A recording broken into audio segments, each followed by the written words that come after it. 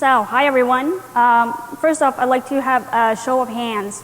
How many of you have heard about or used Tor? All right. How many of you run a relay? Yeah, not.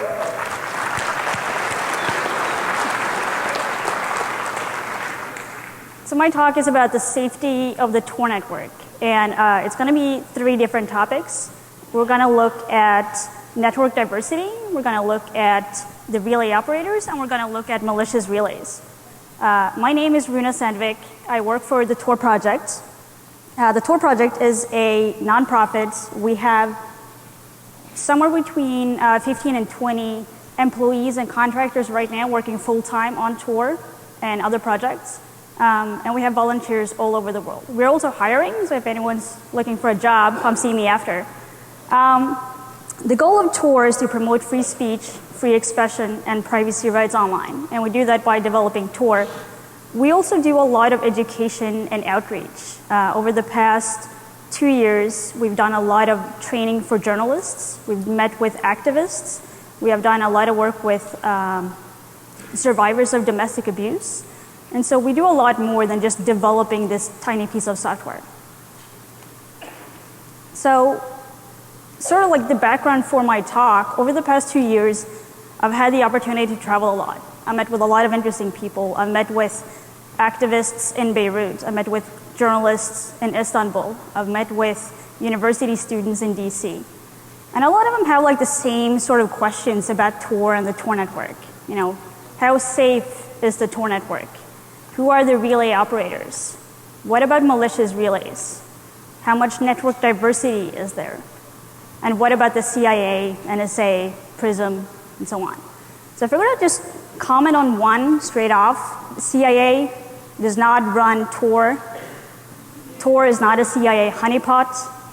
Tor was originally developed by the US Naval Research Lab, but that was before 2000. Since 2002, Tor has been completely free and open source and developed by the Tor project. So before we start kind of go deeper into these topics, I'll kind of start with a quick introduction to onion routing. So there's 2 ways that you can run Tor. You can run Tor as a relay, or you can run Tor as a client. When you run Tor as a relay, you will set it up on a computer or a Raspberry Pi or whatever it is, your toilet. And you can decide to run it as an exit relay or a non-exit relay. So you can decide whether or not you want Tor users to exit onto the public internet from your computer.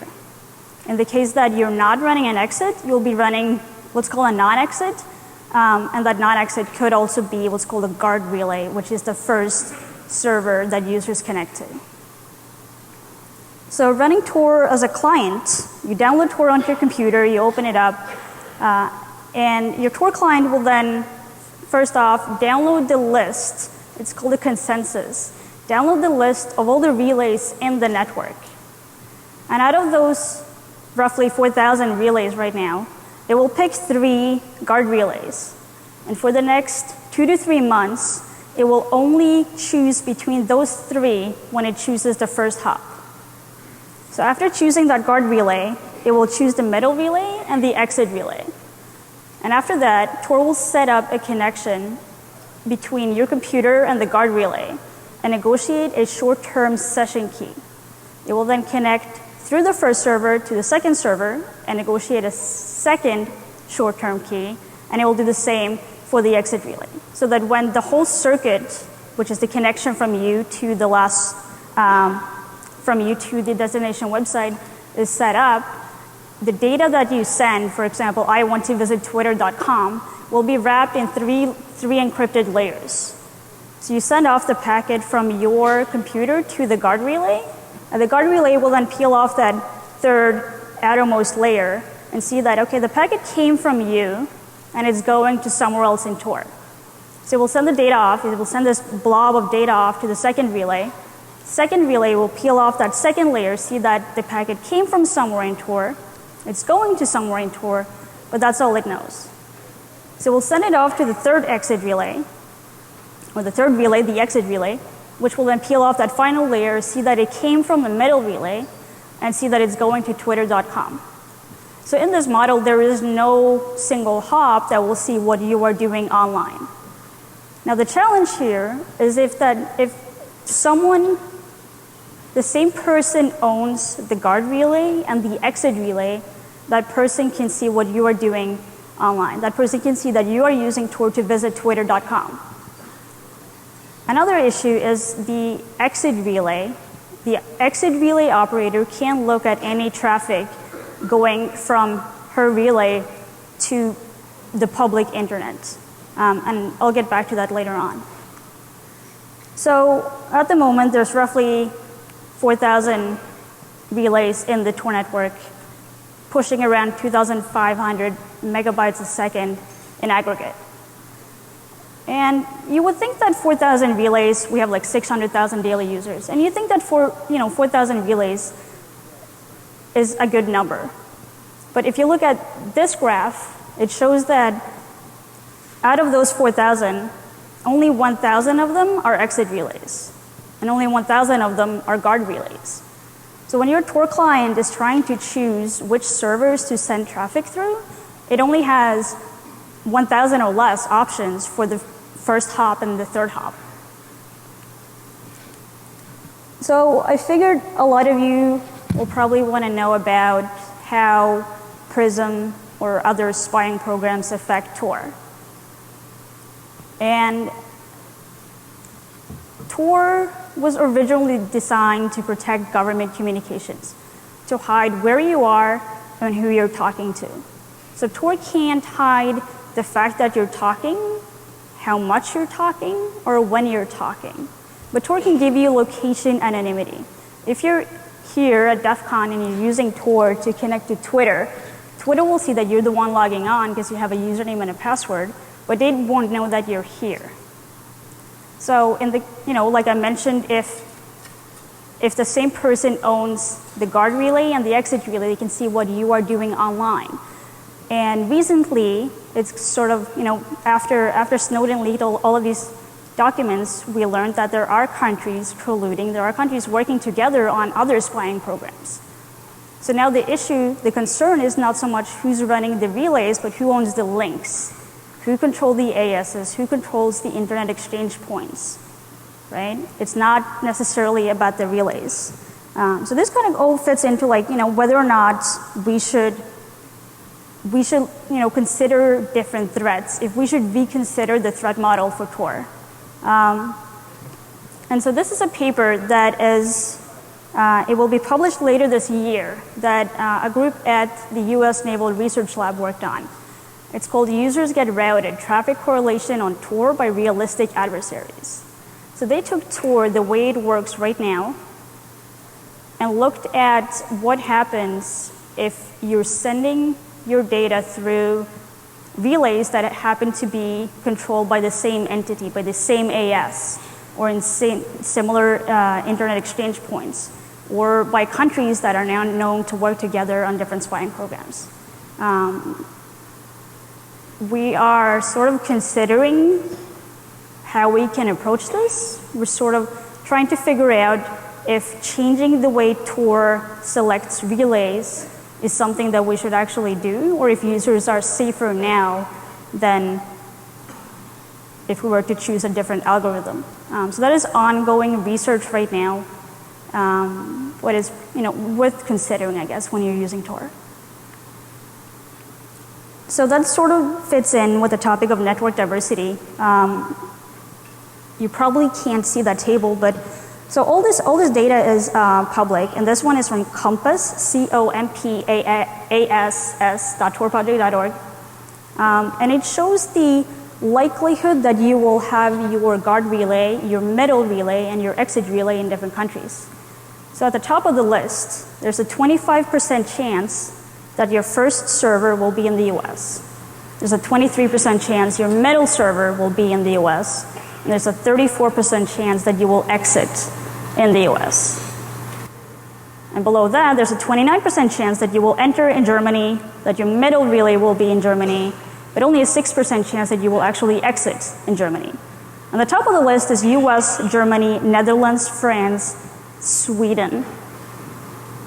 So we have 4,000 relays in like 150 different countries.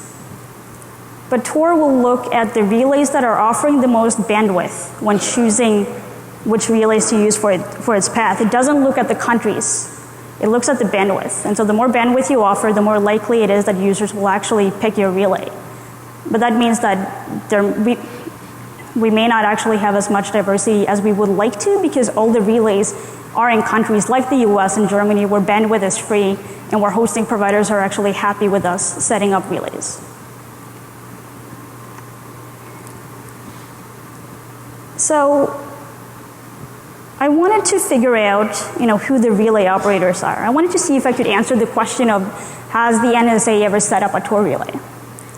So I looked at all the data, all the consensus documents that's been generated since 2007.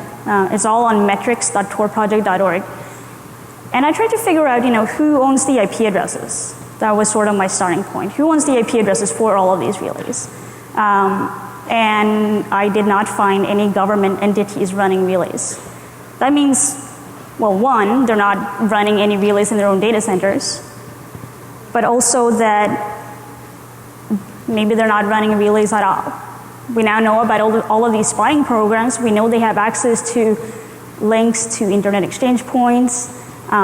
They have connections all over the world. Why would they need to run relays? Right? They have access to all of this information in a number of other ways. They wouldn't necessarily have to run relays.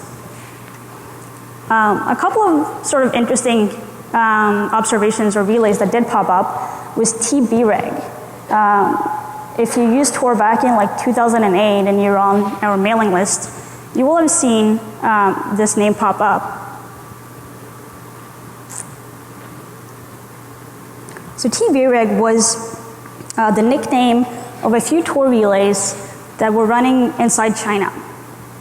And were running as Tor exit relays inside China. And over the course of a year, TBREG had 20,000 different IP addresses associated with it.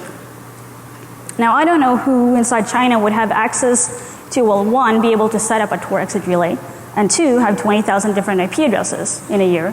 But my guess is that, government, university maybe, but we don't know. We never actually caught this relay doing anything malicious. And after a year, it sort of just fell off the grid and we haven't seen it since. A couple of years later, Trotsky popped up.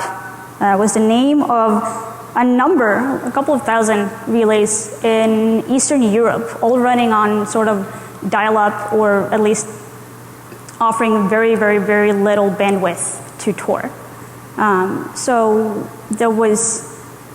it wasn't an exit, there was no contact information given as to who were the relay operators. And at that point, we decided to take it out of the consensus because we believed it might be a botnet. We haven't really been able to figure out whether or not it was a botnet, but we only saw Trotsky for 2-3 weeks, and that was it. So when I said take out of the consensus, we have a way, and I'll get back to that later, we have a way to, when we see that there are relays misbehaving, we have a way to mark them as bad, and then take them out of the consensus. It means that when client downloads the list of the Tor relays, it will just not choose bad exits for its circuit.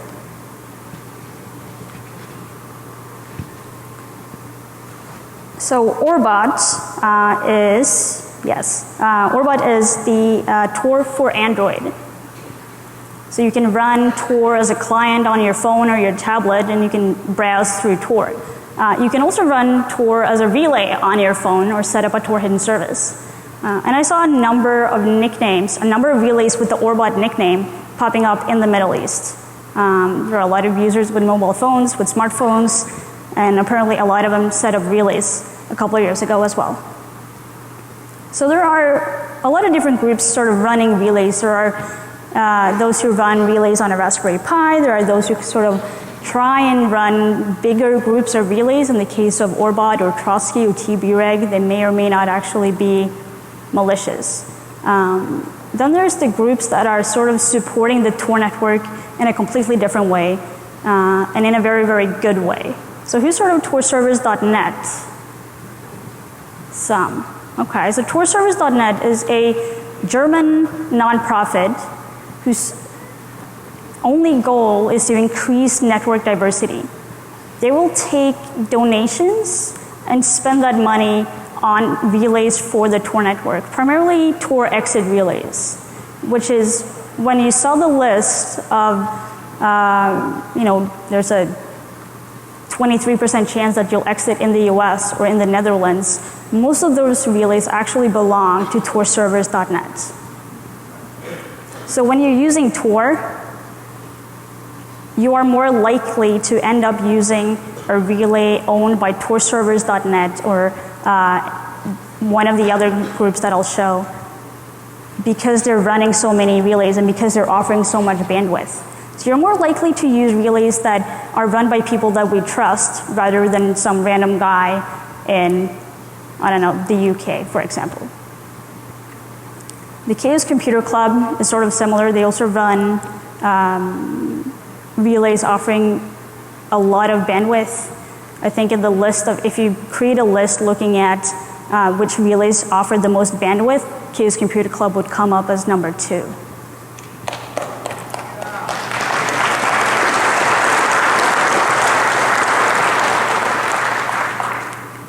So another group is DFRI in Sweden. They just set up, I don't think they have nonprofit status yet, but they've just sort of managed to get everything together, and they're able to accept donations and spend, just put the money towards actually running high bandwidth relays. Another group is Noise Tor out of San Francisco. They will also take donations. Some of these groups, I'm not sure about all of them, but they will also take donations in Bitcoin. So if you can't run a relay, then maybe you can just donate to someone who can actually set it up for you. So malicious relays. There are, I guess, 3 groups of malicious relays. The first one is malicious but not intentional, meaning that someone set up an exit relay and they have, they have OpenDNS or they have an antivirus that is blocking certain sites. And while they may feel safe using that, having that on a Tor exit relay means that Tor users will also sort of end up with the same filter. So if they can't visit google.com, then any Tor user will be unable to visit google.com. In those cases, we try to contact the relay operators. And when you're setting up a Tor relay, you can sort of put in your contact information if you want, and if something is actually wrong, or we're asking you to upgrade your relay or something like that, we know how to contact you. So we will try to contact these relay operators and sort of ask what's going on and see if maybe they can just reconfigure their computer to not censor users.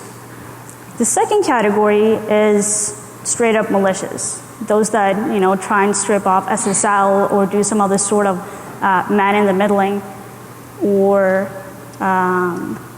again censor sites just more actively. We will try to contact the operators when we can, when there is contact information given. But if they're found to actually be just malicious and they don't have contact information, we'll just take them out of the list. The third category is passive, sort of more malicious, but not necessarily detectable, in the sense that they will be logging traffic. So I mentioned that when you're using Tor, the traffic from you to the exit relay is visible to the exit relay operator. It means that the exit relay operator can see what people are doing online. They won't know necessarily who's doing what, but they'll see what people are doing, which websites people are visiting. And in some cases, people set up exit relays just to log all of this information. That is not something that we can actually detect, and that is a risk.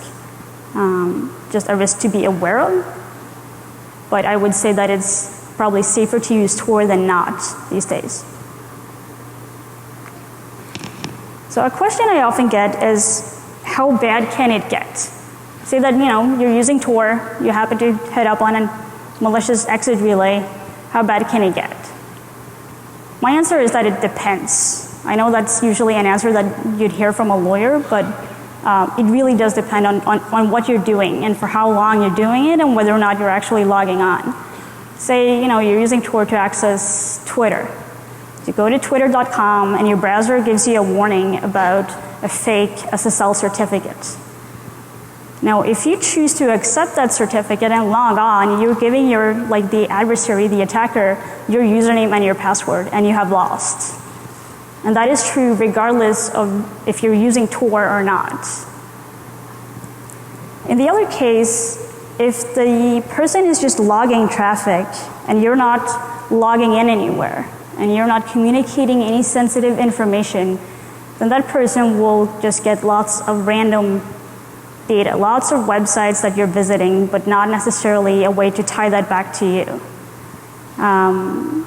Another thing to note is Tor, when creating those circuits, when choosing those 3 relays and using them to visit all of the websites that you're visiting, Tor will choose a new path for your traffic every 10 minutes. So if you're visiting Twitter and you spend, 20 minutes on Twitter and then you open a new tab in your browser, Tor will create a new circuit for you. Whenever Twitter has to open a new TCP connection to pull in new content, Tor will open a new connection for you. So I'm not sure how to best answer this question of how bad can it get, because it really does depend on what you're doing. But I think in a lot of cases, it's probably better to use Tor than to not to use Tor. And the threats that you see on Tor are pretty similar to this, using the open wireless network at Starbucks or elsewhere. So we have a couple of different tools for sort of finding these malicious relays. The first one is called the consensus tracker, which we created somewhere between the time we saw TBREG pop up in the consensus and Trotsky. So consensus tracker is essentially just a script that every hour it will look at the list of relays and figure out which relays are new, which relays just joined the network. And it will just send us an email. And anyone can subscribe to the list and see the list of new relays joining the network. So the information we get is sort of the IP address, the port, which ports if it's an exit relay, which ports it allow exit to, content information if that has been set, just sort of basic info. It doesn't really check for maliciousness, but if we suddenly have 1,000 relays pop up in Syria, it's at least something that we can monitor and keep an eye on. So a couple of years ago, we created Snakes on a Tor, or SOAT, as a Google Summer Code project. The goal of SOAT was to have a set of tests that would allow you to check for fake SSL certificates, so any sort of tampering with DNS, any other types of censorship. And it sort of worked for a while. It was written in Python 2.5, and it is no longer maintained.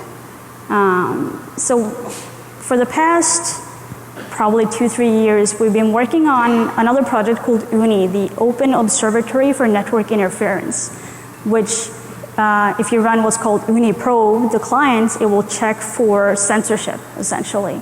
And hopefully, in 6 months or so, UNI Pro will be able to do what SOAT once did, so that we can more actively check for malicious relays or misbehaving relays. So the tool we have right now is the Tor Exit SSL Checker, and it is one thing. It checks for fake SSL certificates. It will take the list of exit relays and a list of URLs that you have given it, say Twitter and gmail.com, and it will connect to the exit relays and download the SSL certificate, and then it will do the same over non-Tor and compare the two. And if there is a difference, it will give you a warning. So yeah, we only check for SSL certificates right now. We hope to be able to check for other types of malicious behavior in the future. So there's three topics that I sort of wanted to touch on that I hope that you will leave this talk with. One, I want you to use Tor. It seemed like a lot of people were already using Tor. In the case that you're not, please do. We always say that anonymity loves company. So the more people that use Tor, the better off you are. If you're the only person at DEFCON using Tor, you sort of stand out. If you're one out of 12,000 people here using Tor, you're better off. So the more people use Tor, the better. 2, run or fund a fast relay. Not a lot of people here run relays. I'm not sure why, if it's lack of bandwidth, if you just don't know how, if you're worried that you'll be an exit relay. But no matter what the reason is, you can always fund a fast relay. Funding torservers.net. We're back. You're back? We are. I think you know the routine. Everyone else in the audience, what are we going to do now?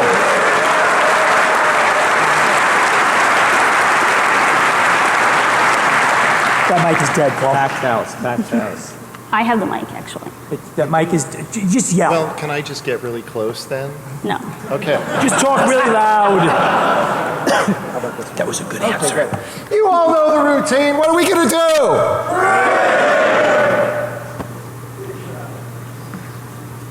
You need someone from the audience. Oh, yeah. Do we have any first-time attendees? Awesome. You, Your sir. fiance is here? Come I up. put him all the way in the back. Oh, did you? You Yeah. don't want him to come up? No. Oh, okay. Can I say that? Sure, you can say that. Thanks.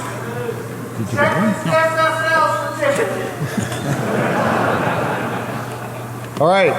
To our first-time speaker and our first-time attendee.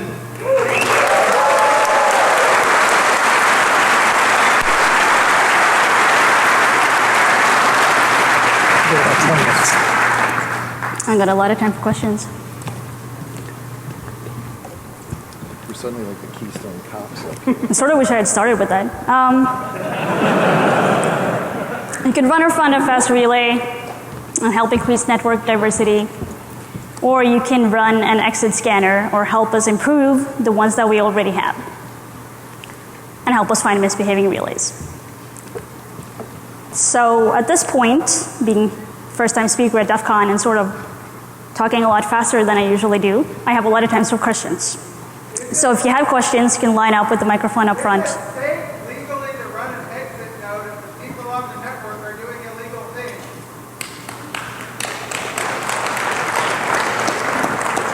I got half of that. Do you want to try and repeat it? Is it safe legally to run an exit node if the people exiting the network are doing illegal things? Okay. Is it safe legally to run an exit relay if the people using your exit relay are doing illegal things? Running an exit relay is, in some cases, it can be a bit risky. So it means that any Tor user, 600,000 users, a lot of them will be using your server to access the public internet. So it means that anything that they do online will be seen as coming from your computer, from your IP address. Over the past years, there's been stories about people in Germany having their doors knocked down and their computers taken, or a series of DMCA takedown notices and similar. We have spent a lot of time trying to educate law enforcement, teach them what Tor is, how it works, when or how they would encounter Tor when investigating people. And that's worked out pretty well. We have sort of helped them understand that when they do hit an exit relay, it is Tor. It doesn't actually log any information. There is no information to be found there about the Tor users. But at the same time, if you feel that that is a risk, then running a non-exit is probably the safer option. So we have a blog post called Tips for Running an Exit Relay with Minimum Amount of Harassment, which sort of just lines out a series of steps and things to consider if you want to set up an exit relay. Sort of, run it on a dedicated server. Don't have your personal photos and GPG key and whatever else, chat logs, on the same server that you're running a Tor exit relay. Do not encrypt that drive in the server that is running the Tor exit relay. If you have a server with a non-encrypted disk running only Tor as an exit relay, and Tor is not logging anything, there will be no information on that server for law enforcement to dig through. So I would say if you're considering setting up an exit relay, that would probably be the first sort of page I would send you to read up on. Whether or not it's safe legally, I'm not a lawyer, so I can't really answer that question. Sorry? Exonerate Tor, yes. That is a list of, it's a service that allows you to enter an IP address and see if server X was running as a Tor exit relay at time Y. So in the case that you do run into issues with law enforcement, you can use that service to sort of point them to our page and sort of explain to them that you were actually running an exit relay. If you do run an exit relay and you run into problems, you can also email us and we will send a signed letter just confirming that yes, you were running an exit relay at that point in time.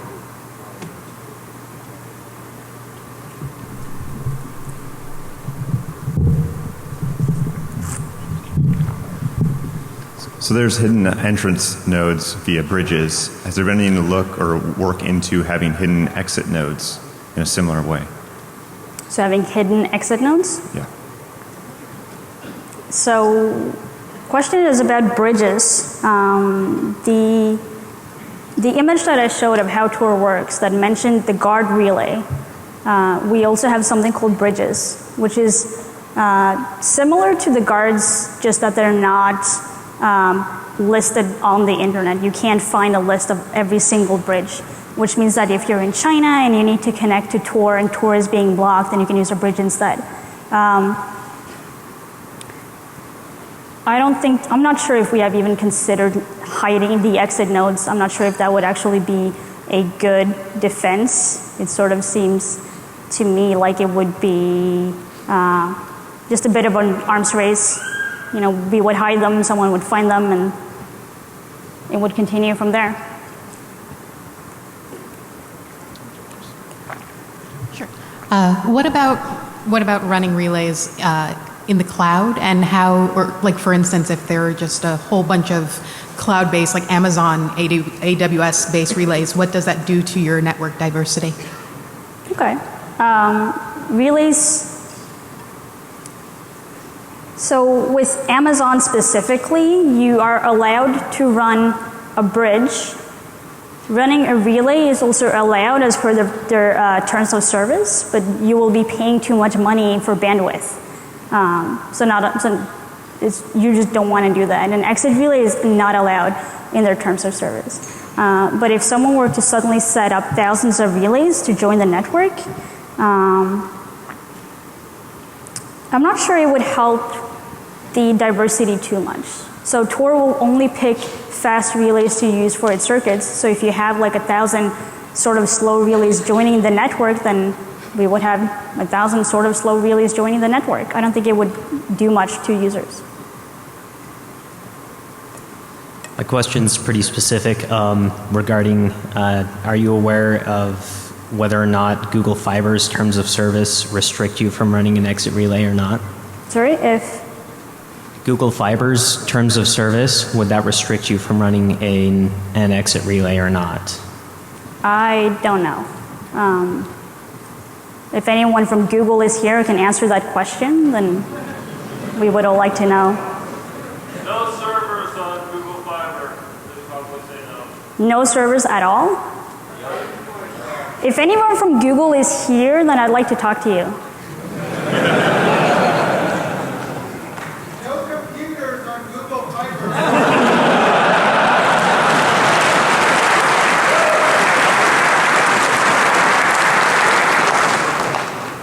Any other questions at this point?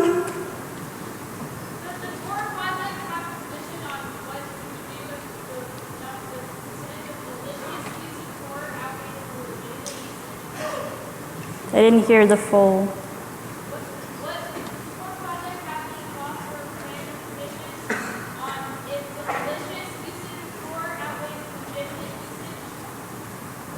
If there are more malicious relays than none?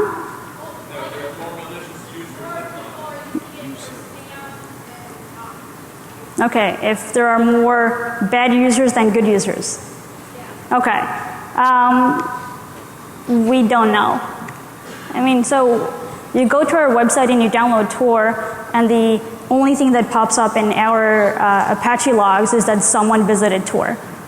We don't log your IP address. We know that people are downloading Tor, but that is it. We have no information. We don't know what you're using Tor for. Back in the day, someone did a study to see at least which protocols were used the most, and it was just mostly web traffic. But apart from that, we have no way of telling what people are doing over Tor.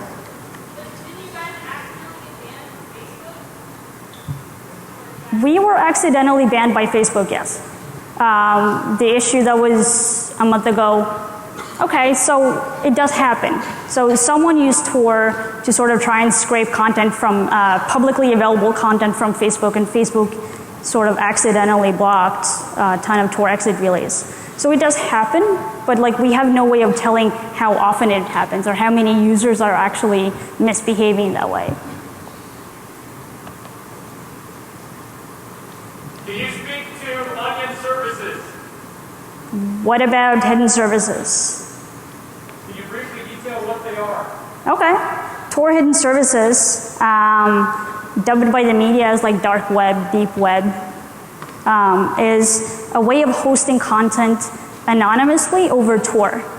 So it means that you can set up a website and it will have the URL of like 16, like a random string of like 16 characters and .onion at the end.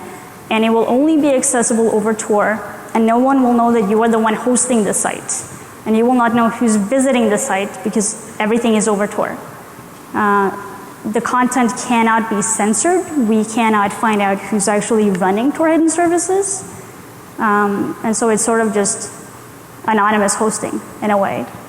Recently there was a paper published pointing out a number of issues with Tor hidden services, and we wrote a very long blog post explaining all the things that we would like to see improved with Tor hidden services. How do you establish trust for the consensus? So when you set up, the question was, how do you establish trust for the consensus? How do you make sure that the list clients download is a safe list? When you set up a relay, your relay will tell 9 directory authorities that it exists. And these 9 directory authorities will then confirm that your relay has the IP address that you've said that it has, that the nickname matches. If it's an exit, it will make sure that you can actually exit. And then these 9 directory authorities will vote on this information, whether or not that information is correct. If the majority of them vote that, yeah, it's correct, it's valid, then that relay makes it into the consensus. And once they have done that for all the relays in the network, that list is then signed by every single directory authority. And when the client downloads this list, it will check that the signatures are okay. I had a follow-up question to that. Who controls the directory authorities, and who controls the Onion domain name services or servers? Okay. The directory authorities are run by core Tor project developers or people that we trust. So there's a good mix of some of them are in the US, some of them are outside of the US, some are run by Tor people and some are not. But you have to be a trusted member of the community to be able to run one. The second question was about the .onion domains. No one really controls that. You generate a domain when you set up a Tor hidden service. And that's that. Talk about Japan. Japan? Is there sufficient diversity of the directory authorities to protect court orders in a single country? is there diversity in the directory authorities to protect from court orders for a specific country? If the NSA decided to spin up 1,000 relays, and then it served you guys with some kind of national security bubble that forces you to mark all the other things as bad, is there sufficient diversity for any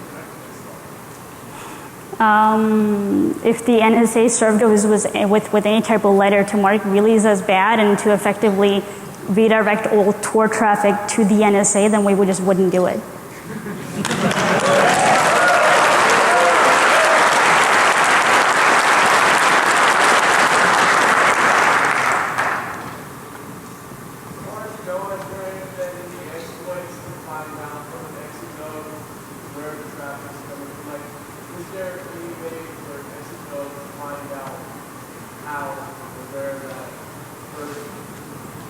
Is there any way for an exit relay to figure out who the Tor user is?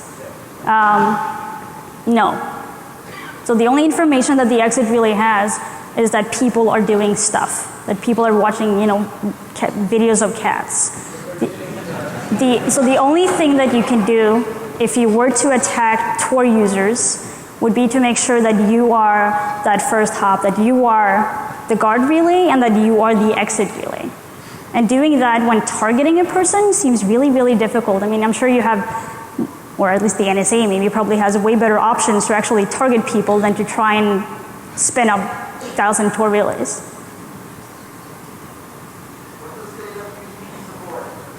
What?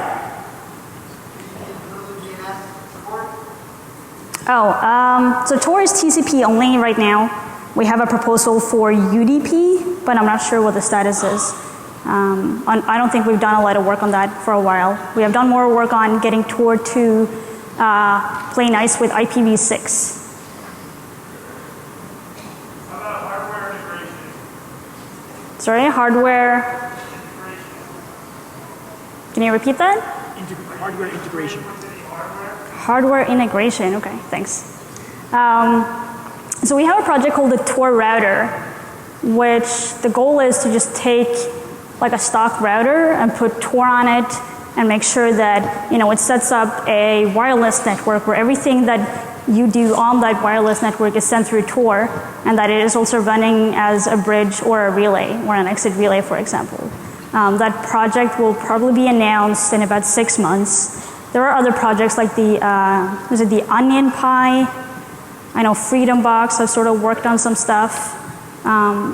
There's a lot of work being done. We need more people to sort of help us test those projects, but we don't have anything right now. What's your opinion on an exit node filtering traffic? If you're running an exit node to filter traffic, then you just might as not just don't run an exit node at all. Like sites like child pornography, for instance. Sure, okay. If you want to talk about child pornography specifically. Running an exit relay to filter content in general means that, who are you to decide what people can and cannot watch online, right?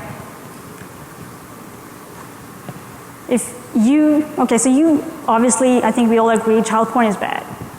But what if we gave people the ability to actually decide what Tor users can and cannot visit through their exit nodes? And I decided watching videos of cats is bad.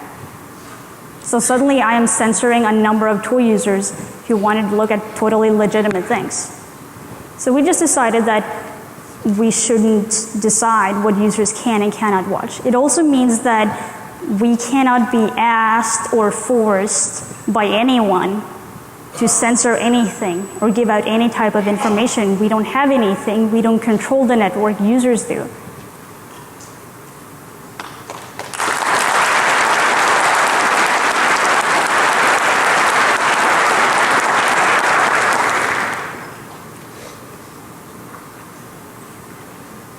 Anything else? So just one, to that last point, is there a problem right now with a deficiency in the number of exit nodes?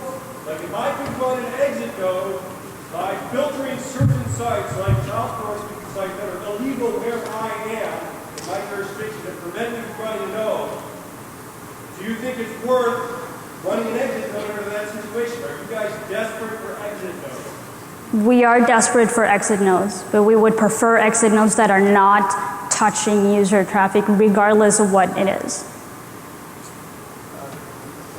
Will ISP know anything about the sites you are visiting or any logs being kept? There are absolutely no logs. For the client and ISP? None. So the question was if we have any logs at all. And the answer is no, we don't have anything. When you visit our website to download Tor, we write just zeros in the log. Or we write all zeros if you're visiting the HTTP version of the site and a 1 at the end if you're visiting the HTTPS version. So you download Tor and we don't know that you downloaded Tor. You start up Tor and there's sort of two entities that will know that you're using Tor. It's your ISP and it's the guard relay. They will know that you're using Tor. They won't know what you're using Tor for. And the exit relay will know that someone is using Tor to do something, but they won't know who. So there are no logs. There's nothing to be subpoenaed. We cannot be given any magical letters to force us to do anything. We don't have any info about our users. What about your ISP? It's a good point. The ISP, yeah, the ISP, whoever the backbone provider is. It's a good question. The question is, if they actually look at that traffic. Do you know? Is that like a common thing for ISPs or service providers on a top level? Does a backbone provider log incoming connections to websites that are hosted by people?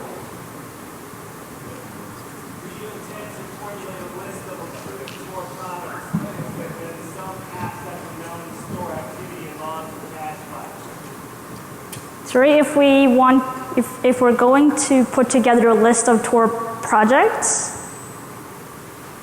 is that the question? Tor apps? So we have a list on our website talking about products and services that we have.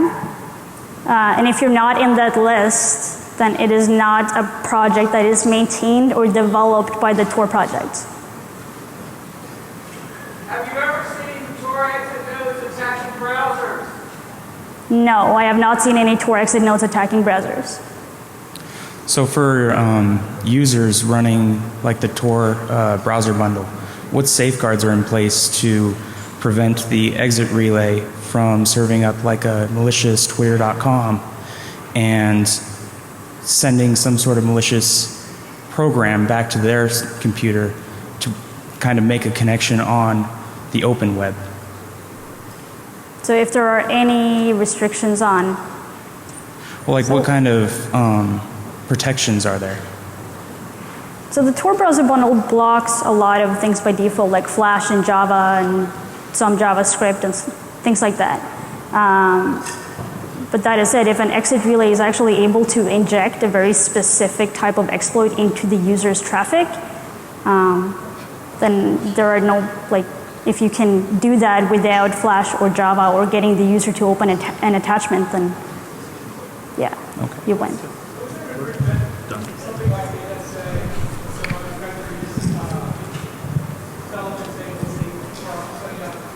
Okay, so he's waving at me saying that I'm out of time.